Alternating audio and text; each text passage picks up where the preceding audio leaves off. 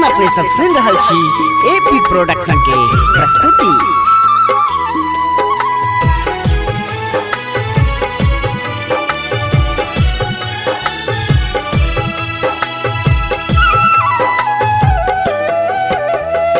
हे जगदम्बे अम्बे मैया महिमा तोहरे अपार।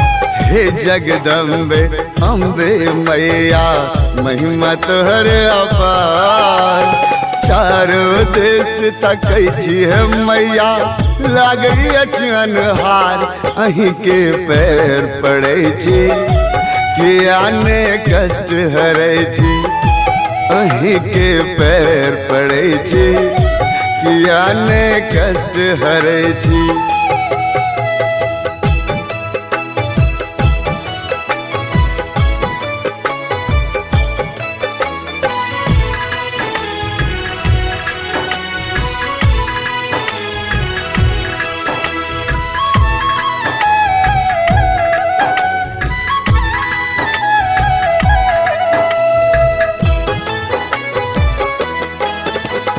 हार भेल कहिया सो माँ फूलक माला लेने।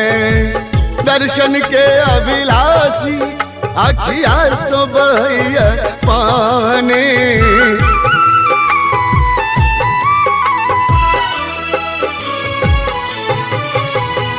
हार भेल कहिया सो माँ फूलक माला लेने।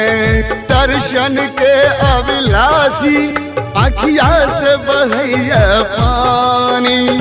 कानी कानी के बात कहै छी सुनियो ने पुकार। अहीं के पैर पड़े छी कियाने कष्ट हरै छी।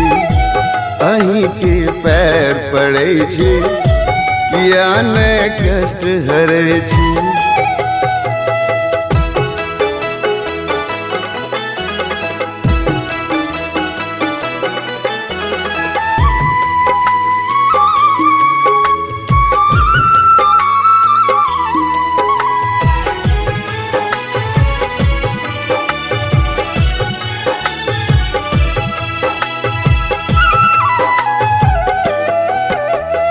माँ बेटा के नाता कहियो ने आहाँ तोड़ो। आसरा एक अहीं के एना नहीं मुँह मोड़ो।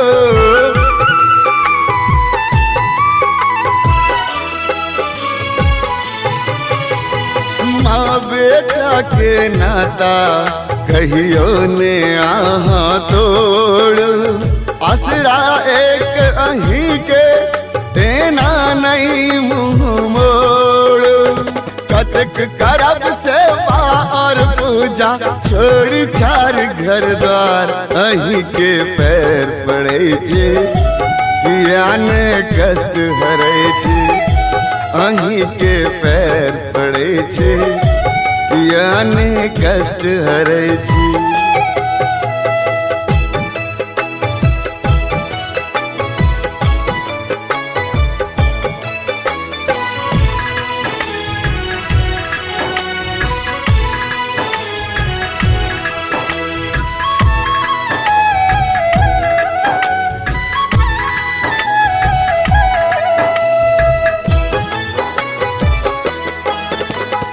भव सागर में नैया जीवन के झेलट कौन।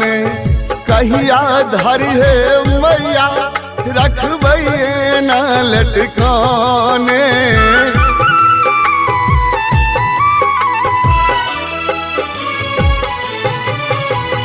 भव सागर में नैया जीवन के झेलट कौन। कहिया धर है मैया रखबै एना लटकान। झट आबो ने मैया जे पी डूबी रहल मजेदार। अहीं के पैर पड़े छी कियाने कष्ट हरै छी। अहीं के पैर पड़े छी कियाने कष्ट हरै छी। हे जगदम्बे अम्बे मैया महिमा तोहर अपार। हे जगदम्बे अम्बे मैया महिमा तोहर अपार। चारों देश तकै छी हे मैया लागई अचन हार।